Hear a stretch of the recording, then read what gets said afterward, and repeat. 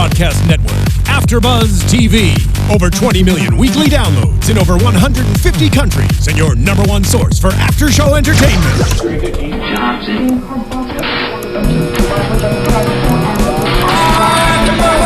AFTERBUZZ TV, the destination for TV superfans, producing after-shows for over 300 of your favorite TV shows, interviewing celebrities and showrunners, and bringing you behind-the-scenes exclusives. All thanks to E! Entertainment's Maria Menounos, producer Kevin Undergaro, and internet leader Akamai. Now, let the buzz begin! Welcome to Moonbeam City, the after show, live on AfterBuzz TV tonight. Glitzotrene, One Town's Seduction. I am one of your hosts, the internet's soapbox, Mark Donica, playing a little bit of Captain EO. For all of you fans who are in the know, we're going to talk about Mr. E.O. Jackson on tonight's show, and I'm going to be talking about it tonight with the returning Greg Goodness. How the hell are you? I was hit by a car. I knew you were, so that's why I was hoping for better things. But yeah, I'm doing much better now, so thank you. I appreciate that. It's like you live in Moonbeam City. I just was hit by a car. Yeah, every 12 seconds, someone is 9,000 people are shot, and I get hit by a car. Hit by a car door. That's just statistics. It's wonderful to have you back. Thank you. It's good to be back. Good. Last week's show was pure madness, both on a taping standpoint as well as the show itself. Zach, good friend Zach Wilson, helped me out. Did some fun stuff with the cameras. It was craziness. Hope you watched it. But tonight we're talking drugs and fire departments and all sorts of things. One of the coolest things about tonight's episode was we got to see more of how the city operates. Yeah, like we actually got to see the other departments in this city as far as what else encompasses this world. Because there needs to be a leader in this city, theoretically, arguably. Maybe. And we got to see that in the form of Mayor E.O. Mayor E.O. Jackson couldn't hit yourself on the nose hard enough with his snow leopards by his side at all times. One of the cool things about his introduction is we got to see sort of the ideal of what Dazzle thinks of in a leading figure, and like sort of wanting to be the yes man to that, as well as someone who can keep pizzazz on her toes. Yeah, because this entire time she's been the boss cracking the whip, and no one's cracking down on her saying, hey, you got to get this ragtag city in order, missy. And it wasn't even that. It wasn't the biggest arguable downfall. Oh no, not arguable. Quote unquote downfall of Mayor E.O. Jackson was that he just wanted the news. He didn't want anything to actually be solved because it was good press. Right. He's just one of the many egomaniacs that make up Moonbeam City. I think that's sort of, it's fair to say, a motif in this series. Yeah. Is that everyone is a egomaniac who has no caring whatsoever for the well-being of the city. They just want to see their name in lights. And as of this week, the fire department is creating a little bit more of that news because there's so many more fires around the city, whether that's being caused by the Moonbeam City Police Department or otherwise. And we meet the other team, the Mirror team, the Bizarro team. Bizarro, yeah. Bizarro. Bizarro world. Bizarro Dazzle is Sizzle Conrad, who very similar, a little bit more muscular build, no shirt. Rad, what was Rad's? I didn't catch his name, but all that I wrote down was Junior Flameologist. Yeah, Junior Flameologist was Chrysalis's other doppelganger. Yeah. That's a good way of putting it. Not wearing a shirt. Just the straps. Suspenders were in very well placed places, and we got to see more of how much of a nerd Chrysalis is. She can't afford those glasses on that salary. Always coming back to the glasses for Chrysalis. It's her most defining feature, arguably, seemingly in her mind. So we got to see reggaeton horns and all. I don't know if we have those on the soundboard, but anytime those would come through, you would no, I know she's got them. Marissa's finding them. But anytime you would hear those in the distance, usually you're like, here comes some douchebags. But in this case, it was like a hero's welcome. Well, depending on whose side you're on, it's Fair. either a hero's welcome, or if you're like our protagonists in the Moonbeam City saga, they don't care for those people at all. Yep, that is this. Those are the fire horns. Ladies and gentlemen, Mr. Sizzle Conrad himself coming into the theater because we are too hot to handle. I loved the design, by the way, on his jetpack, his weird his fire hose jetpack. Yeah, that was just such an absurd thing to see. As if he was leading, like he was pulling the fire trucks. Yeah, he's out leading the charge. The coolest, most neon fire trucks that I think will ever be seen. And looks more futuristic than something we would see in, let's say, Back to the Future 2. Happy October 21st, everybody.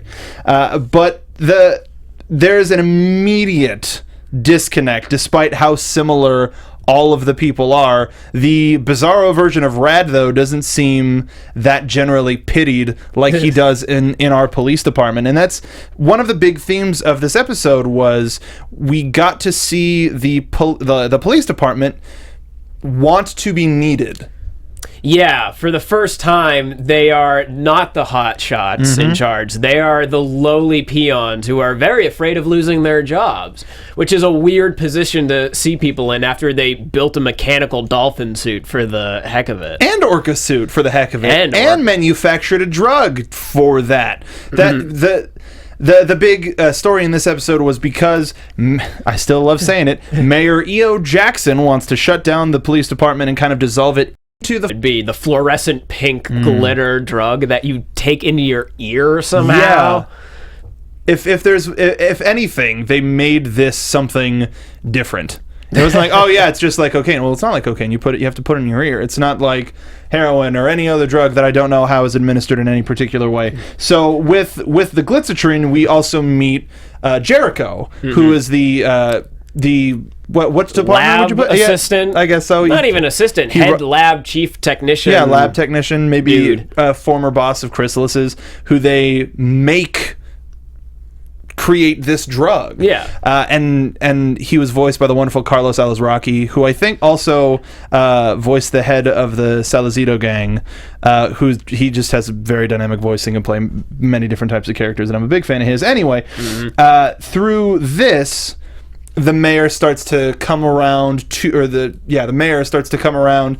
He said governor at the end of the episode and it messed with me. So he ends up coming around to the police department. They feel like they're needed, and then they realize they may be in a little bit too deep of water, and Rad volunteers to be the scapegoat and the fictional drug lord of this Glitzotrene world. And we see how his treatment has affected him.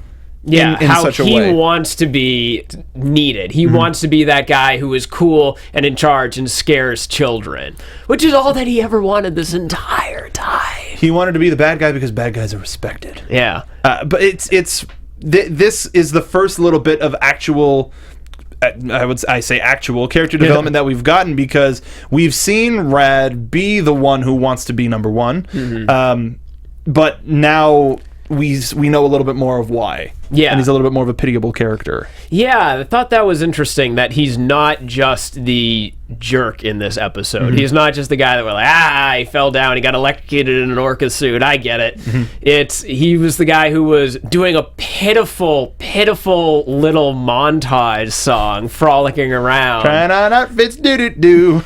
How great is it that in a show that has such amazing music that they give Rad the worst, most low-rent musical number in the entire series I think that was part of it. I think that's part of the reason why they get, like, this whole episode seemingly was designed for people to go, oh, well, Rad's not too bad. He's not that much of a jerk. He doesn't look like a pedophile, despite what everybody says. It's just getting sad, but he follows one of the main tenets of comedy, which is you have to be a down-on-your-luck so-and-so who can never win. And that's Rad. Dazzle gets to win sometimes. Rad never gets to win. Well, in the entire episode this time, no one got to win. We saw everyone start at 0 and end at maybe a net gain of 0.0001, or maybe even a loss, I guess you could say, because they end up right where they didn't want to be, working security at the parade for the firefighters. Celebration of the firefighters. Theoretically, they still have their jobs, as far as I can tell, because the series must go on, and unless they're going to be parade security the entire series.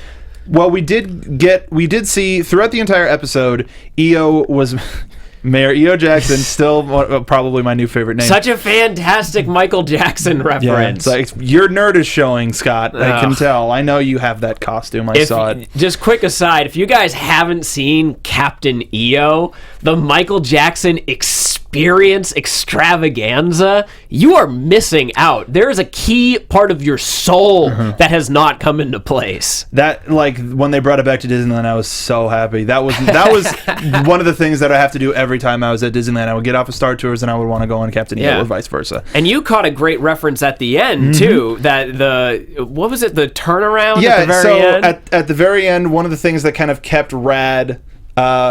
Kind of gave him closure for the whole situation is he brings his costume back to the police wardrobe department in a ball melted together, but he keeps his little mustache and as he's walking away he turns back like the end of the Thriller video when Michael reveals his eyes, and Scott's used that joke before, but he's a Michael Jackson fan. Where has he used it before?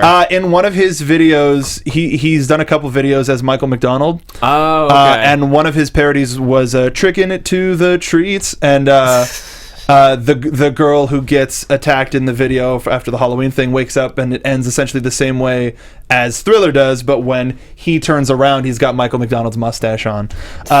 So yeah, he's his fandom was definitely showing in this one.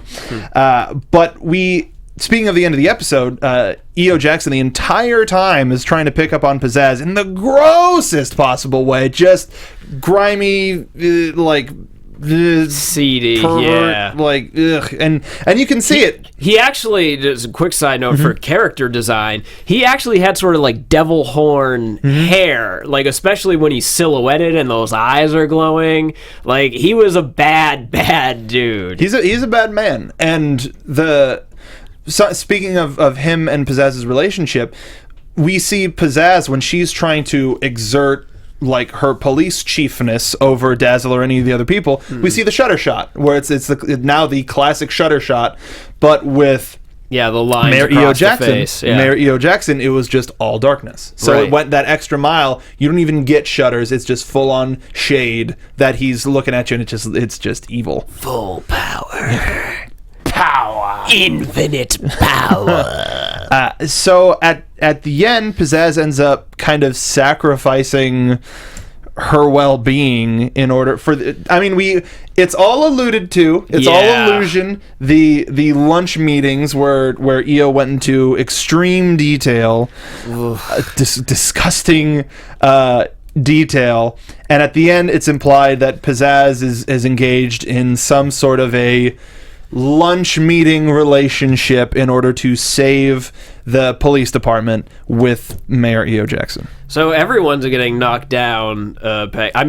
You could argue even that that's going way too far. But it's something that we certainly haven't seen. I wasn't expecting it. And that's also that's another thing for Pizzazz, where we get to see how far she will go to make sure that everybody has this place to be together and belong, and et cetera, et cetera. It's like we were talking about earlier with pushing boundaries. The show we didn't get it as much in this episode. We've had extreme violence, like back in the serial killer episode. Yes. We've had extreme visualization, bizarre sex in the dolphin episode.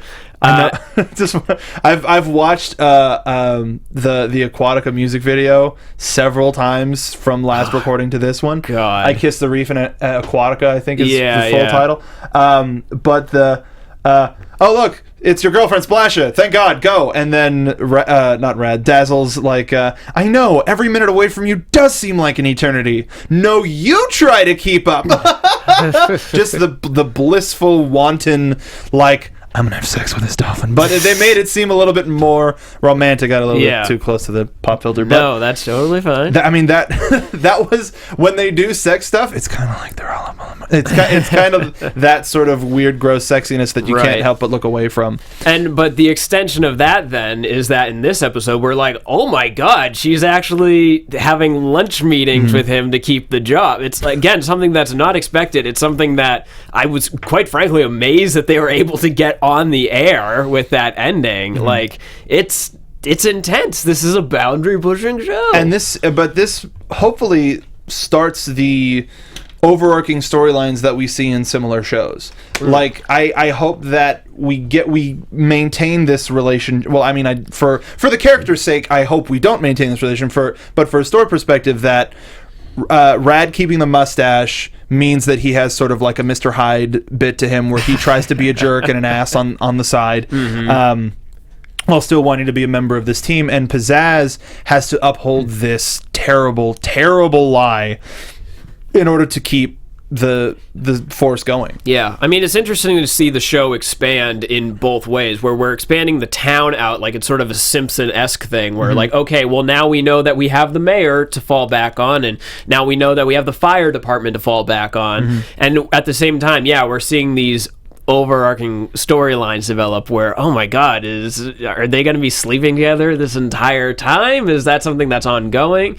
So it's interesting to see a show that was so episodic starting to venture out into these sort of more like callbacky territories, and like, yeah, you have to, guys, we're at episode 5, like, keep up, you know? Yeah, I hope now it's time to really start to expand this city and these characters. Dazzle really kind of spending the episode as a supporting character, I would say. Like, he was definitely in the forefront, but in terms of screen time and the part that he takes in the resolution, I think that he could have spent a little bit more time in this episode if he's our lead character. But at the same time, I didn't mind it that much. Man, you got to have a Lisa Simpson episode every now and again. You have to have a Marge episode every now and again. And the Marge episodes are good. That they are. Though I will say that the single line of mouth or butt by Rad was one that definitely took me down. And there is something about this. I'm really happy that the show is weekly. It's not something that we have to wait. Like, they keep everything from us for an extended period of time, much like our friends at DraftKings. Your season-long fantasy football game may be going strong, but you don't have to wait 16 weeks to get paid. The cool thing about DraftKings that I like, I'm not a big sports fan, but I really like RPGs. So this is where you can kind of spec your the characters and who's got higher stats for here and this. It really is like D&D on a general sense. And they have actually started doing League of Legends stuff. But we are currently running a promotion with DraftKings, so big thanks to them. It's America's favorite one-week fantasy football site. There's no season-long commitment. You just go in for a week and you're done. So here's the thing. Here's how we're helping you. Football season's still going strong, but you can get in. You don't have to start all over. You go to DraftKings.com, use the promo code BUZZ to play for a free shot at $1 million in this week's Millionaire Maker event. $1 million? Yeah, really. And we're just giving that away? That promo code? Good Lord, we've lost our minds. Much like the people on this show. But this, the cool thing is you can kind of one and done it. You don't have to be like, oh, well, this character got hurt and now I'm done. It's like, oh, this guy character. It's like they're not real people. Jeez. I get. I mean, it's fantasy football. Sometimes I expect one of them to be like their character. Again, the name on the back of their jersey, the Gray, and it's a dude with a big pointy hat and a beard. But this isn't fantasy as usual. This is DraftKings. Welcome to the big time. Remember, use code BUZZ for free entry at DraftKings.com. That's DraftKings.com. So thank you again to DraftKings for helping out our studio. It helps keep the lights on, much like our characters in Moonbeam City. Was there any particular moment in this episode that struck you like other moments of this episode did? I just love, again, keeping all of the callbacks and keeping these little things for the viewer to maybe pick up on and see if there's something there. We got to see the band again, the band that played, Rain in Aquatica or Reef in Aquatica. That's fine. We got to see that again. We're seeing a weird motif develop with suicide notes, with everyone just labels their suicide notes. I like how Des was like, this really paints me in a bad light. I'm going to punch it up a bit. Yeah, I'm wondering, I'm not to speculate, but I'm wondering if that's going to be leading up to something, all these suicide notes that are just very strange to begin with. Because the one from last week, it was just, I'm going to kill myself by drowning. In parentheses. So that one's very straightforward, but I wonder if they can use that device for something. I think that's a great idea that you brought up. Just the stupidest joke of all time, but I love it. Bring it on. We'll find a patsy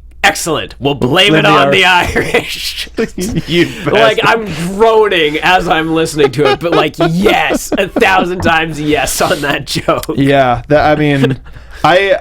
as Irish folk, I can appreciate a good Irish joke here or there. Right. Like when Archer did it, when they did the Family Feud with the Irish drug pushers. Yeah. So it's classic Irishman's dilemma. Do you eat it now or distill it into vodka? Or what? I forget how it ends exactly. But general solid joke there. Solid jokes here. I liked the advertisement from Genesis Jones about the police raid with the musical guest, and it was this big prime time event. Which I mean, there's a lot of.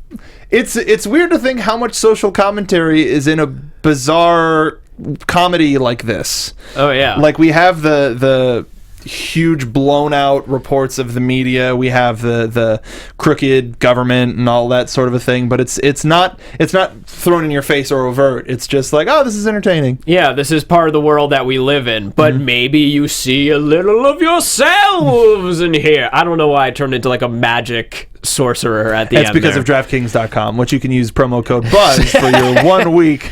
I was just going to say that I was on all sorts of crazy grum. Leave it to, by the way, an perfect 80s trope that we're going to make up a new drug that's sweeping the streets. Like, okay, kudos to you guys for knowing your 80s movies canon. But also, Grum is just such a terrible name. But I know there's a DJ Grum who's pretty popular, and I have a friend of mine whose screen name is Grum. I don't remember how he got it. It was a nickname, but so every time I saw that and it was like powdered horse manure. What was it? My ankles are on fire, but my shins are freezing cold. Yeah. And how rad as just the misguided puppy trying just anything is like, we need somebody to try. I'll do it, and he just goes right into it full-heartedly. Like he said himself, he wants to be the cool one, to see how cool it is to be cool.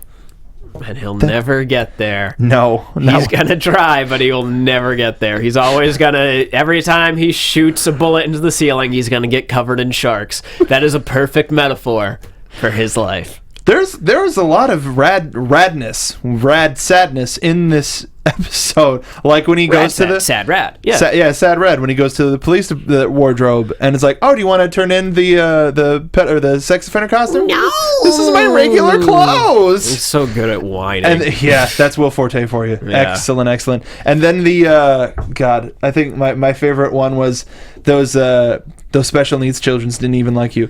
They said they weren't allowed to hug.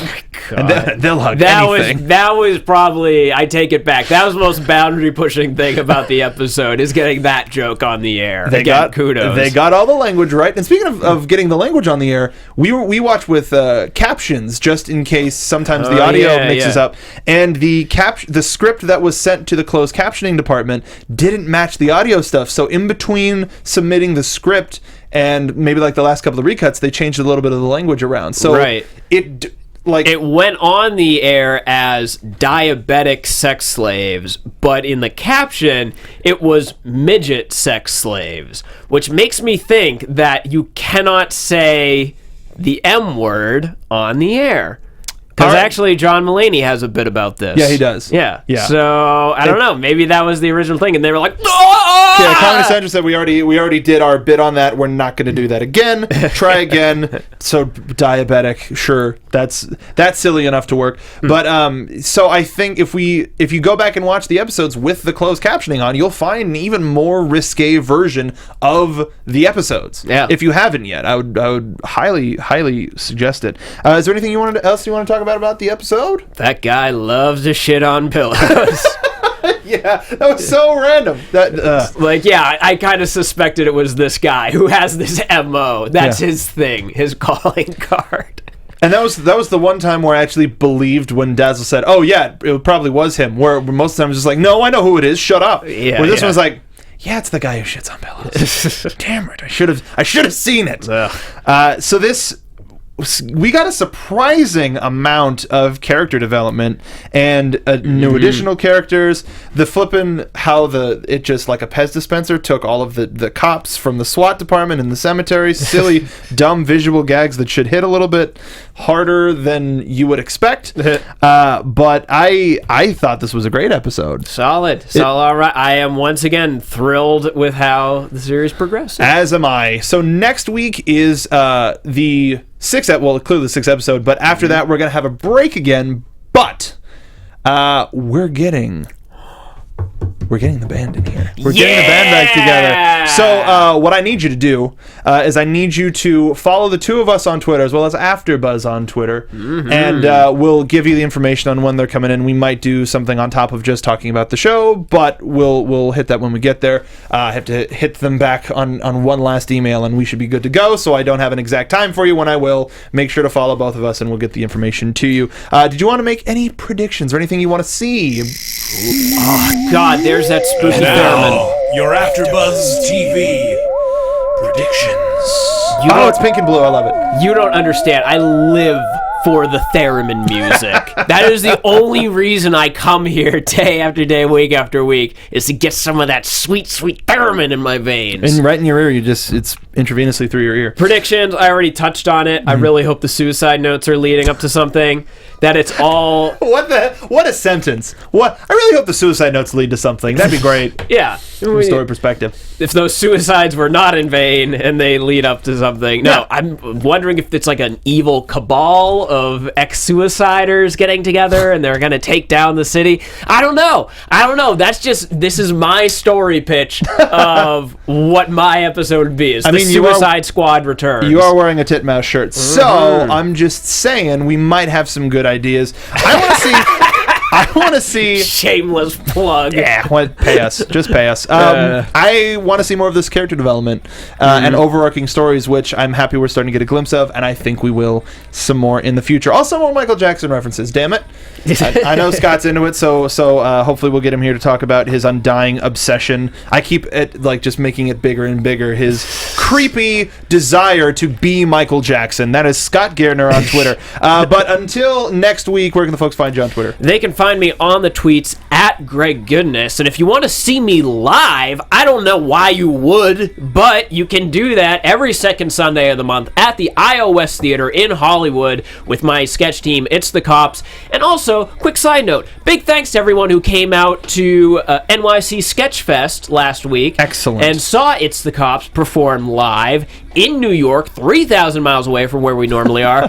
It was a great show. Thank you guys. You guys are the best. Well, that means you got a huge presence. And speaking of huge presences, we're starting to get more guests here from Moonbeam City because it is starting to pick up more speed, and that's thanks to you. So make sure you go on iTunes and you rate the show. You go on YouTube, you rate and comment on the show. You leave us comments on iTunes as well. But you can follow me on Twitter at SoapboxMark for all of your Moonbeam City needs. Follow Moonbeam City CC on Twitter as well. But until next time, we'll see you in Moonbeam City. Thanks for watching. From executive producers Maria Menounos, Kevin Undergaro, Phil Svitek, and the entire AfterBuzz TV staff, we would like to thank you for listening to the AfterBuzz TV network. To watch or listen to other after shows and post comments or questions, be sure to visit AfterBuzzTV.com. I'm Sir Richard Wentworth, and this has been a presentation of AfterBuzz TV. Buzz you later. The views expressed herein are those of the hosts only and do not necessarily reflect the views of AfterBuzz TV or its owners or principals.